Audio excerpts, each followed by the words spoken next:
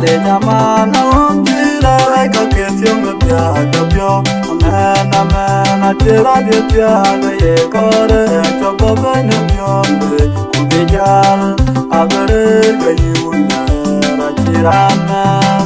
imwe goyo amane ketira wen pyo bani ugam de pyo jale ergubab din pyo jala chigar nanam banjinen jad na we tejerin manke beja choban we kal ugana haru ruguya pinga penyato menin ruguya lam ka wadi betyam netak Kupya kwa joya ro te chingamlum Yuku gamlum chaku bumay kagamchil Na wapya te dachi wala jil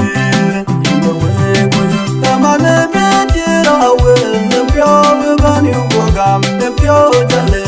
Ergu babdi nepyo jala Chigar menung bamchinen jal Tutrina we te jerin manke Nong gam done lang Chaliu tu ka pinya beban ceren Abeban kamui kuluk Yuko lopi karaja beben Benam jaga bede Kunga begam leben kaj Inga wego yu Temane bejira wel Nepyo beban yuko gam Nepyo jale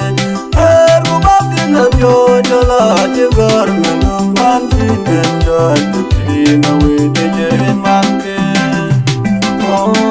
Nakalopin kudugu ya lebatak Kugumu ya tingarato Anyiran langwe Anyiran tiwiga gamnarin Ke kuberin ke chinam kakya kapin Inga wego ya Temane bejira wel Nepyo beban yuko gam Nepyo jale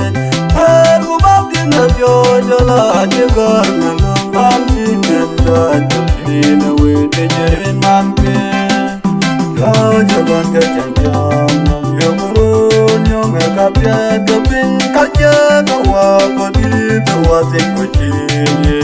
Kale jangu tiap yukono ngabedil ban Inga wego ya Temane bejira wel Nepyo beban yuko gam Nepyo jale